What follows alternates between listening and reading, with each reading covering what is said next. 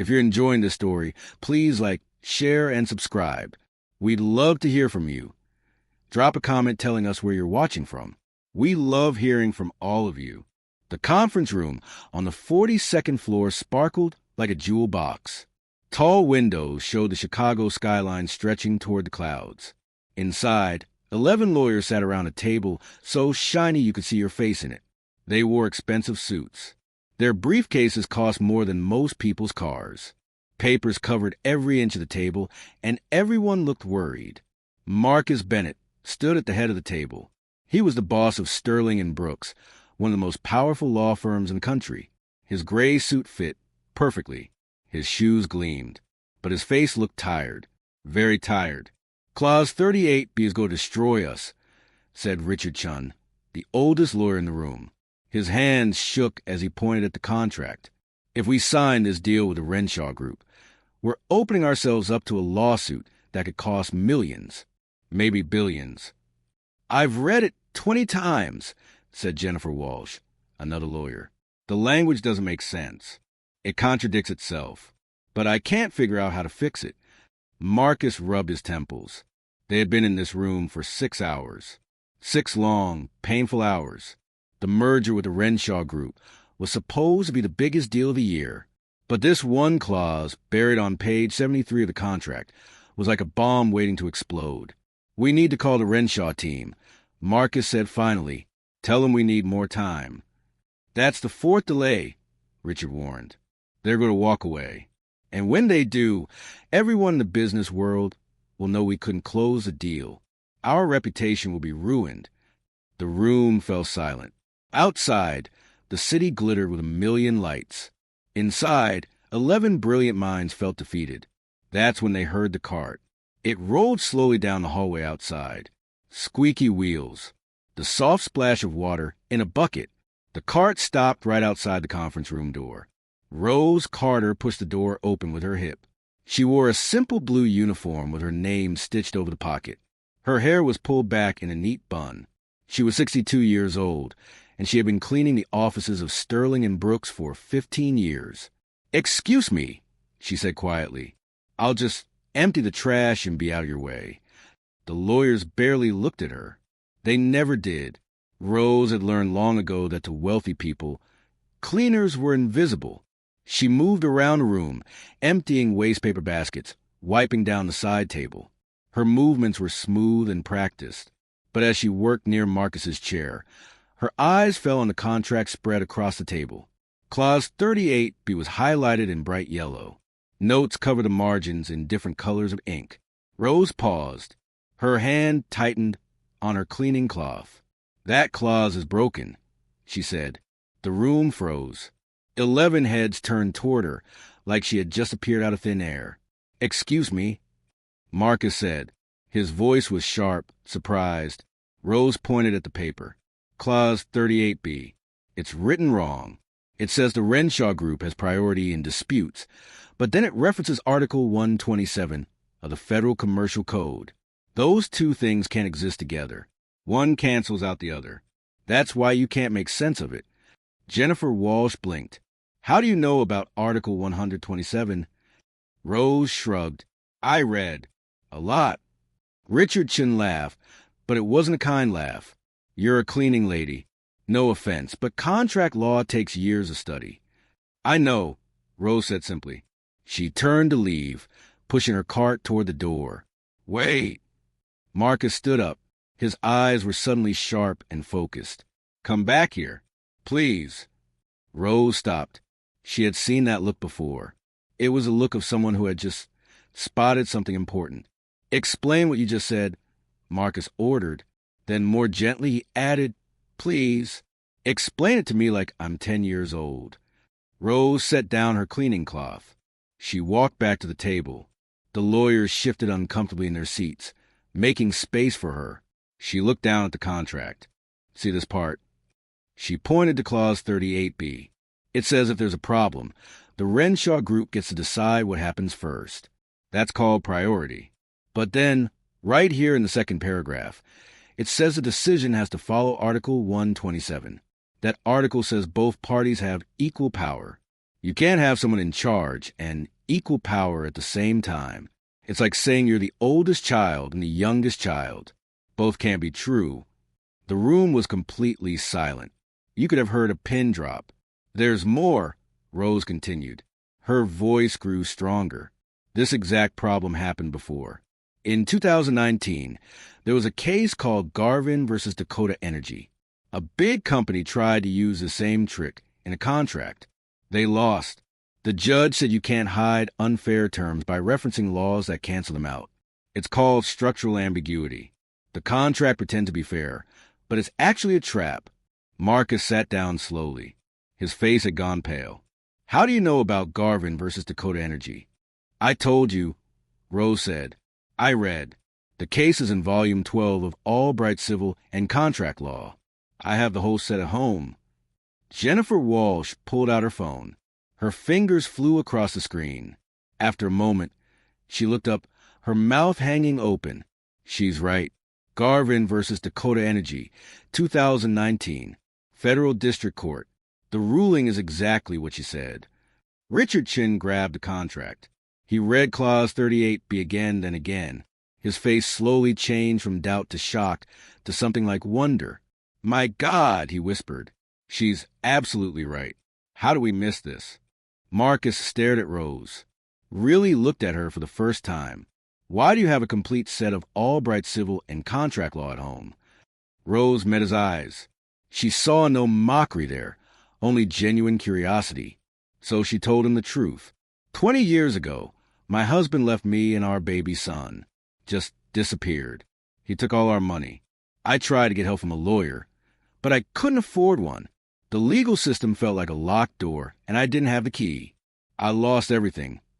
Our house, our savings. I ended up working 3 jobs just to keep my son fed. Her voice didn't waver, but her hands gripped the edge of the table. I promised myself I would learn how the law works, so people like me wouldn't be helpless. I studied at night after my son went to sleep. I took 3 years of classes at community college, but I couldn't finish the degree because I had to work. So I kept teaching myself. I read every book I could find. I watched court proceedings. I memorized cases. Why? Marcus asked softly. Because knowledge is power, Rose said, and I never wanted to feel powerless again. Plus, my son asked me questions. He's 12 now, and he's smart as a whip. I need to give him good answers. Marcus stood up again. He walked around the table until he stood directly in front of Rose. Miss Carter, he said formally, how would you fix this clause? Rose thought for a moment. You need to remove the reference to Article 127. Replace it with specific language that clearly states the Renshaw Group only has priority in operational decisions, not legal ones. And add a sentence that says any disputes go to neutral arbitration. That protects both sides. Marcus turned to his team. Someone write that down. Exactly as she said it. 3 lawyers grabbed pens at once. Miss Carter, Marcus said, and his voice was different now. Respectful, almost humble. Would you stay for a few more minutes? I think we might need your help with a few other sections of this contract. Rose looked at her cleaning cart sitting by the door. She looked at the clock on the wall. Then she looked at the faces of 11 lawyers who were seeing her for the very first time. I have 3 more floors to clean tonight, she said. I'll pay you double your hourly rate. Marcus said immediately. Triple. Name your price. Rose smiled just a little. You can start by calling me Rose instead of Miss Carter. And yes, I'll stay, but not for money. I'll stay because this is interesting, and because maybe, just maybe, I can help. She pulled out a chair and sat down at the table. For the first time in Sterling and Brooks' 80-year history, a cleaning lady joined the lawyers, and everything was about to change. That night changed everything, but not in the way you might think. Rose didn't get a fancy office or a new title. She didn't stop cleaning. The next morning, she showed up in her blue uniform, pushing her cart down the same hallways, emptying the same trash cans. But Marcus Bennett couldn't stop thinking about her. 3 days after the meeting, he found her wiping down windows on the 38th floor. The sun was setting, painting the sky orange and pink. Rose, he said, can we talk? She turned surprised. Bosses didn't usually seek out cleaners. Is something wrong? No, everything's right. Because of you. He ran his hand through his hair, looking nervous. Marcus Bennett never looked nervous. The Renshaw Group accepted our changes to the contract. The deal is going through. You saved us millions of dollars in years of legal battles. Rose smiled. I'm glad I could help. I want to hire you, Marcus said quickly, as a legal consultant. Full-time, good salary, benefits, everything. Rose's smile faded. She shook her head. No, thank you. Marcus looked like she had slapped him. Why not? You're brilliant. You deserve recognition. Because the moment I become official, I lose something important. Rose explained. She set down her cleaning cloth. Right now, I'm invisible. People talk freely when I'm in the room because they don't think I'm listening. I hear things. I see things. I notice patterns. If I become a consultant, I become just another lawyer. People will guard their words around me. I'll lose my superpower. Marcus stared at her. Then, slowly, he started to smile. You're not just smart. You're wise. There's a difference. My mama taught me that. Rose said. She used to say smart people know things, but wise people know what to do with what they know. I have a different proposal then. Marcus said. What if you stay exactly as you are, but you help me privately? You could review contracts, emails, strategies. No one else has to know. I'll pay you fairly for your time, separate from your cleaning salary. Rose thought about it. She thought about her son, James, who wanted to go to a good college. She thought about the stack of bills on her kitchen table. She thought about the possibilities. I'll do it, she said, but I have conditions. First, I choose which cases I help with. If something feels wrong, if it hurts regular people, I walk away. Second, my son comes first. Always. If he needs me, I drop everything. Third, we keep strict boundaries. This is work, nothing more. Marcus nodded. Agreed. All of it. They shook hands. It felt like sealing a pact. Over the next 6 months, Rose became Marcus's secret weapon. Late at night, after her cleaning shift ended, she would sit in his office and review documents. Her insights were surgical, precise. When the firm battled Nelson versus Phoenix Corporation, Rose spotted a precedent from 1987 that the opposing lawyers had missed. The case turned in their favor within a week. When they negotiated the Fitzgerald versus Morgan Steel settlement, Rose rewrote 3 paragraphs of the agreement. Her language was so clear, so airtight, that the opposing side's lawyers called it the most frustratingly perfect contract they'd ever seen. When Torres versus Infinity Holdings threatened to drag on for years, Rose found procedural error in the original filing. The case was dismissed in 60 days. Marcus's reputation grew. People called him a genius, a legal mastermind. He won awards. His face appeared in business magazines. And every time someone praised him, he felt a small ache in his chest because he knew the truth. The genius wasn't him. Their meetings grew longer. They'd sit across from each other, surrounded by papers and coffee cups, talking about law, about justice, about what it meant to do the right thing. Rose challenged him in ways no one else dared. She called out his arrogance. She questioned his motives. She made him think. And somewhere along the way, Marcus fell in love with her. It happened on a rainy Tuesday in October. They were working late on a merger case, and Rose made a joke about one of the lawyers being as useful as a screen door on a submarine. Marcus laughed so hard he snorted, and Rose laughed at his snorting, and suddenly the office didn't feel like work anymore. It felt like home. When they finally finished around midnight, Marcus walked Rose to her car in the parking garage. The rain drummed on the concrete ceiling. Their footsteps echoed. Rose, Marcus said, and his voice was different, softer. Can I tell you something? Sure, she said, unlocking her old sedan. I think you're the most remarkable person I've ever met. Rose froze, her hand on the car door. Marcus, don't. I mean it. You're brilliant and kind and funny and real. You make me want to be better. Marcus. Rose turned to face him. We have a good thing here. A working partnership. Don't mess it up. What if it could be more? He stepped closer. What if we could be more? The parking garage was empty and quiet. The rain kept falling. And in that moment, Marcus leaned in and kissed her. For 3 heartbeats, Rose let herself feel it. The warmth, the possibility, the dangerous, beautiful possibility. Then she pulled away. "No," she said firmly. "This can't happen." Marcus looked stricken. "Rose, I'm sorry. I thought—" "You thought wrong." Her voice was gentle but steel hard. "Marcus, think about what you're doing. You're my employer. You have all the power here. If this goes wrong, you'll be fine. But me? I'll lose everything. My job, my reputation, my stability. My son depends on me." "I would never hurt you," Marcus protested. "You might not mean to," Rose said, "but power doesn't care about intentions.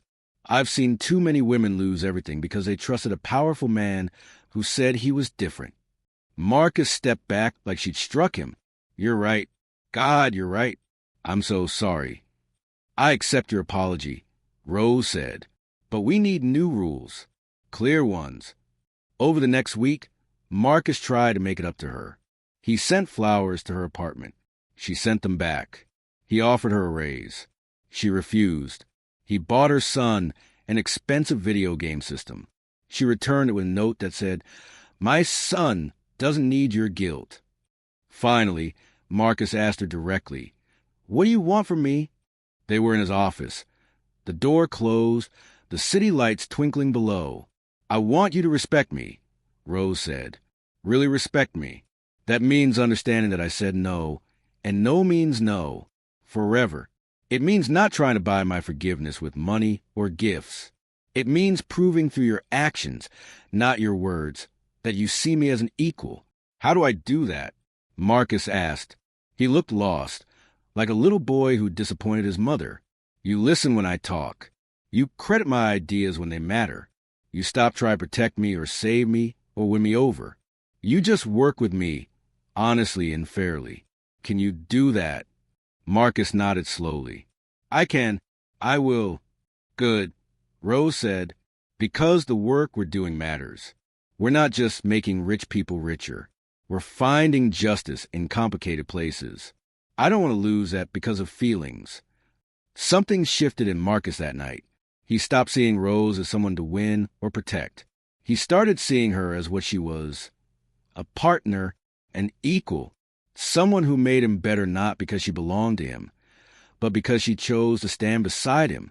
Their work together grew even stronger. Rose began to teach Marcus how she thought, how she approached problems. He learned to slow down, to read more carefully, to question his assumptions. One night, Rose brought her son James to the office. He was 12, tall for his age, with his mother's sharp eyes. "This is where you work late?" James asked, looking around Marcus's fancy office. "Sometimes," Rose said. "James, this is Mr. Bennett."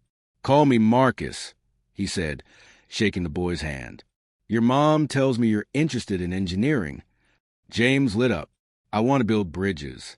Big ones like the Golden Gate." "That's a fine dream," Marcus said. "Your mom's helping me build something too.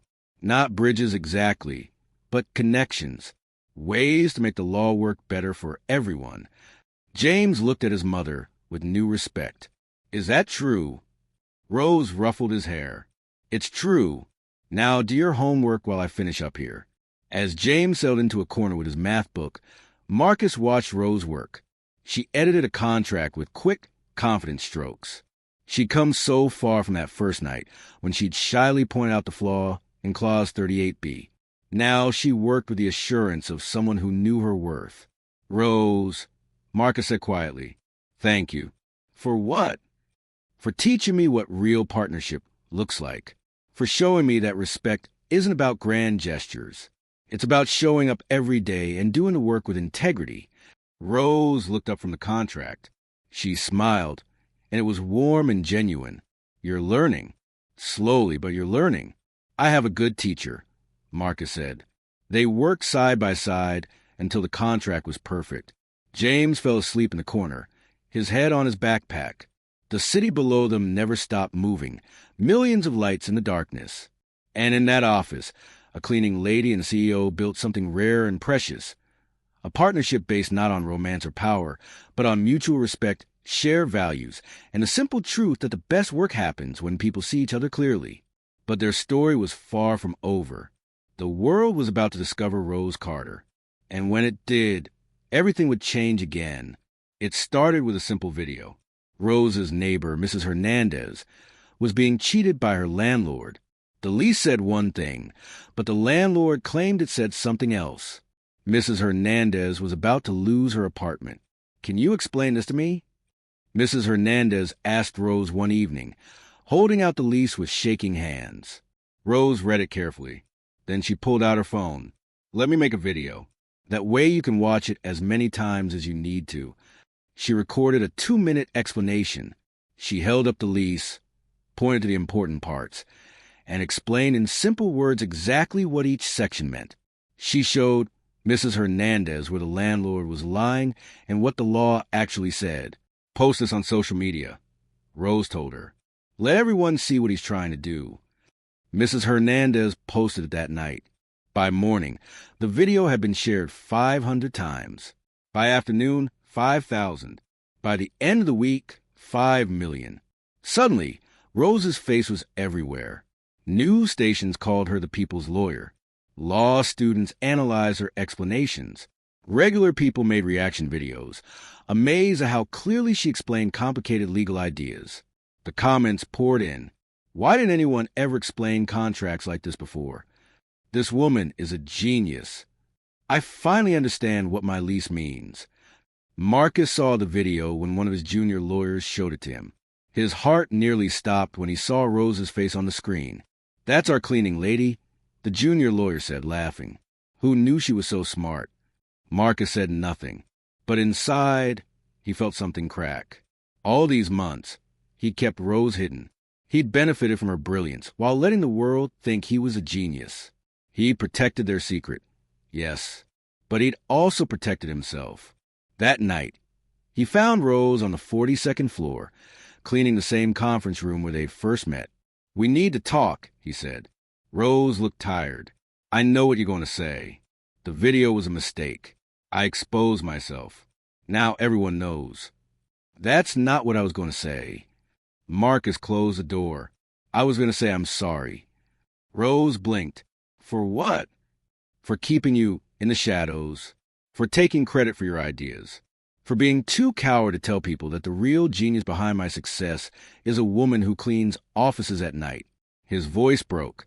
"Rose, I've been selfish. I told myself I was protecting you, but really, I was protecting my own reputation." Rose set down her cleaning supplies. She sat in one of the leather chairs, and Marcus sat across from her. "I chose the shadows," Rose said quietly. "I told you I wanted to stay invisible. But that was before the world saw what you can do. That video has been viewed 10 million times now. People are begging for more. You could help thousands of people, Rose. Millions. But only if you step into the light. And what about our partnership?" Rose asked, "What about the work we do here?" Marcus leaned forward. "I want to offer you something different. Not a job as a consultant. A real partnership. Your name on the door. Profit sharing. Voting rights on every major decision. And I want to go public about what you've done for this firm." Rose laughed, but it wasn't a happy sound. "Marcus, I'm a 62-year-old black woman with no law degree. Your fancy clients will run away screaming. Then they're not the clients we want," Marcus said fiercely. "Rose, I've spent my whole career chasing money and prestige. But you've taught me something more important. The law should serve everyone, not just the wealthy. And if we're going to make that real, I need you beside me, not behind me. Beside me." Rose was quiet for a long time. Outside, the city sparkled in the darkness. "I have conditions," she said finally. "Of course you do." Marcus smiled. "Tell me." "First, I want to start a program. Free legal education for regular people. Classes at community centers, libraries, churches. Teach them to read contracts, understand their rights, fight back when someone tries to cheat them. Done, Marcus said. What else? Second, I want part of the firm's profits to go towards scholarships. Kids like my James who are smart but can't afford fancy schools. We help them get educated. Absolutely. What else? Third, no grand announcements. No press conferences. We do this quietly. We let our work speak for itself. Marcus hesitated. Rose. The story's already out there. Reporters are calling the firm. They want to know about the cleaning lady who went viral. We can't hide anymore. Rose sighed. She knew he was right. Okay, but we control the narrative. We tell the truth, simply and clearly. No exaggeration. No turning me into some kind of fairy tale. Deal, Marcus said. He held out his hand. Rose shook it. Partners? Partners, Marcus confirmed. The announcement went out the next day. Sterling and Brooks had a new partner, Rose Carter, specializing in contract law and community legal education. The internet exploded. Some people celebrated. Others mocked. A cleaning lady with no degree? One famous lawyer tweeted. This is what's wrong with the legal profession. Rose responded with another video. She sat at her kitchen table, the same place where she'd studied for 20 years. And she spoke directly to the camera. My name is Rose Carter. I don't have a law degree, but I have something just as valuable. Experience, determination, and a genuine desire to help people. The law shouldn't be a secret language that only rich people can afford to understand. It should belong to everyone. That's what I'm fighting for. And if you think that's wrong, then you're exactly the kind of lawyer I'm working against. The video got 20 million views. Job offers poured in from across the country. But Rose stayed at Sterling and Brooks. She had work to do. Over the next year, Rose transformed the firm. She started teaching classes every Saturday at the local community center. 50 people showed up the first week, 200 by the third week. Within 6 months, they had to move to a bigger space. She created a library in the firm's lobby, free legal books that anyone could borrow. She hired 3 paralegals who had been cleaners at other firms, people who'd been overlooked just like her. And slowly, beautifully, Marcus changed too.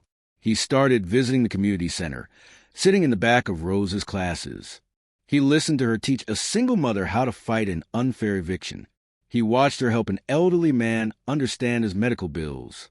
He saw the law the way Rose saw it, as a tool to protect the vulnerable, not just enrich the powerful. One evening, after a particularly good class, Marcus and Rose walked to the neighborhood together. The spring air smelled like flowers and fresh rain. Rose, Marcus said, I need to tell you something. She smiled. If this is another business proposal, I'm listening. It's not business. It's personal. He stopped walking and turned to face her. I'm still in love with you. I know you said no before, and I respected that. I've spent a year proving I could be your partner without asking for anything more. But I need you to know the truth. You're the best thing that ever happened to me. You made me better. You've given my life meaning. And if there's even a small chance you might feel the same way, I'm asking you to consider letting this be more than a partnership. Rose looked at him for a long moment. She saw the man who'd laughed at her joke about screen doors on submarines, the man who'd apologized when he was wrong, the man who'd spent a year learning to be worthy of her trust. I have conditions, she said, but she was smiling. Of course you do, Marcus laughed. First, we take it slow. No rushing. We're both old enough to know better. Agreed. Second, if it doesn't work out romantically, we stay partners in business. The work is bigger than our feelings. Absolutely. Third, you meet my standards. I don't date men who don't treat me as an equal. Not sometimes. Always. I wouldn't have it any other way, Marcus said softly. Rose stepped closer. Then yes, let's see where this goes. He kissed her right there on the sidewalk and felt nothing like the parking garage kiss from a year ago. That kiss had been about want and power. This kiss was about choice and partnership, and 2 people who'd learned to see each other clearly. They got married 6 months later in a small ceremony at the community center where Rose taught her classes. Lawyers sat next to cleaning staff. Wealthy clients sat next to people Rose had helped save their homes. James, now 13 and already talking about becoming an engineer, stood beside his mother as she said her vows. "I promise to be your partner," Rose said, holding Marcus's hands. "In work, in life, in everything. I promise to challenge you when you're wrong and celebrate you when you're right. I promise to build something bigger than both of us, a legacy of justice, education, and service." Marcus's voice shook as he made his own vows. "I promise to see you, always, not as someone to protect or save, but as an equal. I promise to use whatever privilege and power I have to lift others up the way you've always done.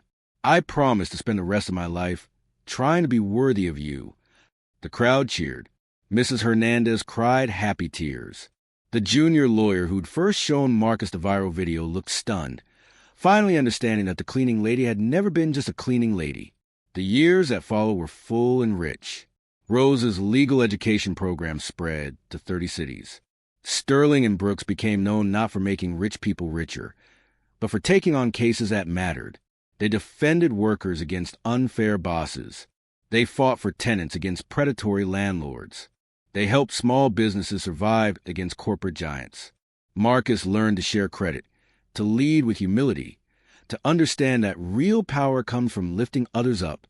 Rose learned to accept recognition, to step into the spotlight when necessary, to believe that her voice mattered. James got a full scholarship to MIT to study engineering. The library in the firm's lobby grew to 3 rooms. Rose's Saturday classes became so popular, they started offering them twice a week. And every night, after the work was done, Rose and Marcus would sit together in their home and talk about the day, about the cases they'd won and the ones they'd lost, about the people they'd helped and the ones they couldn't reach, about the world they were building, one contract at a time. "Do you ever miss it?" Marcus asked one evening. "Being invisible?" Rose thought about it. "Sometimes. Being invisible meant I could see everything clearly. But being visible means I can change things. And that's worth the trade." "You've changed me," Marcus said. "You've changed everything."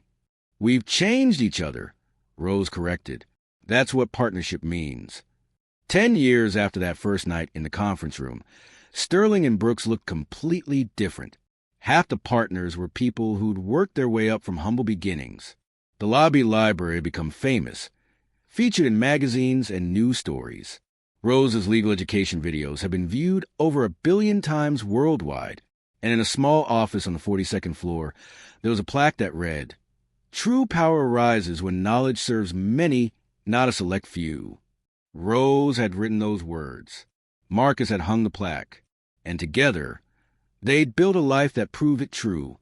Because in the end, intelligence without compassion is just noise. But wisdom used to help others creates a home for everyone. Rose Carter understood that from the beginning. It just took the rest of the world a little while to catch up. And Marcus Bennett? He learned the most important lesson of his life from a woman pushing a cleaning cart. That the smartest person in the room is often the one nobody's looking at. Until someone finally does. If you enjoyed Rose and Marcus's incredible journey, please share, and subscribe. We'd love to hear your thoughts in the comments. Where are you watching from? Drop a comment below and let us know. We love hearing from all of you, and your support helps us bring you more inspiring stories like this one.